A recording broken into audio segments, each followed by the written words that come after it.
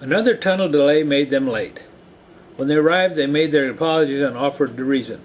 It was no surprise to Flexmaster Subu, as he was well aware of the tunnel problem. He made his opinion known, blaming it on those incompetent bureaucrats over at Central Dome. It was his opinion that since they were never used the tunnels, their upkeep and maintenance had low priority. Kenom offered that he would be going to the sports event over Patrol Dome 8 on the morrow and would bring up the subject when he met with the commander. Flexmaster Subu smiled and thought to himself that perhaps having his high-level patrolman as a friend might eventually pay some nice dividends. They proceeded to the art gallery. It was a large room, well appointed but not overly done. There were hundreds of paintings hung on the wall of various subjects, mostly portraits and landscapes. It was nothing either Kenom or Enew had ever seen. They were used to seeing only the art on Zimmnel, which was subjectless abstract paintings. They had never seen such a variety. Flexmaster Subu had collected these paintings from various painters on planets within the Flextons' limited space travel reach. Flexmaster Subu was particularly fond of his paintings from the planet Ut. He said that Ut was a small art-based planet with no resource value that had a tradition of art that went back thousands of years. Because the planet had no resource value, it never became a warring planet. The Uts never had an army and were never attacked or invaded.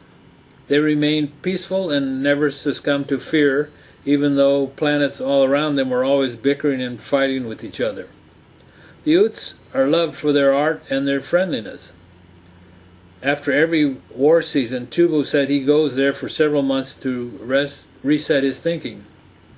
As they talked about the various paintings and painters, the two patrolmen began to truly enjoy hearing the opinion of this 1,600 cubic centimeter brain. It is clear that art meant more to these organics than it did to the pro-electric people on Zimmnel. To the Zimmnellian, art was just color and design, and it was more of a business than a creative pursuit. These paintings were actually about something or someone. It certainly wasn't a business. How quaint, thought the patrolman. As much as Kenom enjoyed looking at the paintings and talking to his host, he couldn't help but think that the poor man would eventually find out that art was a business, and that no matter how noble the painters were on Ut, when some resource of value was discovered there and the electro businessmen descend upon them, they would, like everyone else, succumb to the temptation of money. And when that happened, this peaceful planet with its peaceful people would become entangled in war, politics, greed, and corruption, just like all the rest of the planets in the galaxy. He had seen it happen again and again. The Flextons, with only their near-space travel limitations, knew very little about the planets beyond. They had no idea what it takes to survive in an electro world with deep space travel capabilities and electronic sophistication beyond anything their small brains can conceive. It was sad in a way. Here was this good man thinking that art somehow reflected the most noble of human activities, when in fact it reflected a naivete about the real world outside the reach of his brain power. Still, Kenom was pleased that such a large collection of these early Homo sapien naive artist paintings existed.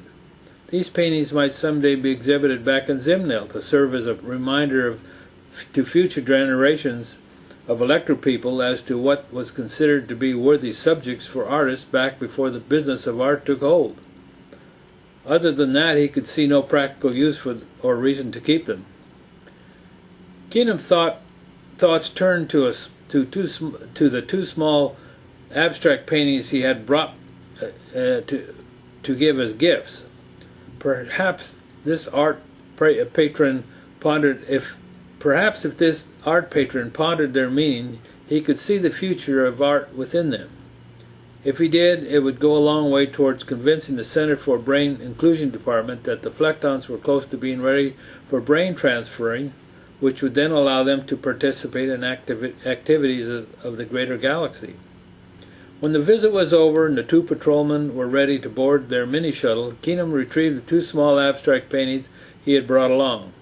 He offered them to his host as a gift from the people of Zinmel, with the hopes that their two planets would someday share the same cultural goals. Flechtmaster Subo was very pleased to receive such a most wonderful gift. He handed them to one of his attending Flechtlords, who marveled at the fine straight lines and bright color combinations. The other Flechtlords gathered around the paintings and began talking among themselves. Their praise was enthusiastic and seemed sincere. It was most welcome to hear, and both Kenom and Enew were bristling with pride. They felt that through the art they had built a small bridge over the gap between Homo sapiens and electromen. Their superior brains had found a way with these small paintings to relate to us the smaller brains in Homo sapiens. As their shuttle pulled into the tunnel with its happy cargo of two contented patrolmen, and the module disappeared down the tunnel, the Flechtlord holding the paintings turned to Flechtmaster Subo and said, "What shall we do with these?" Subo smiled and gestured with his hand towards the floor. The Flechtlords laughed. They understood. The two paintings should go into their friendship gallery, which is located in the basement of the dome.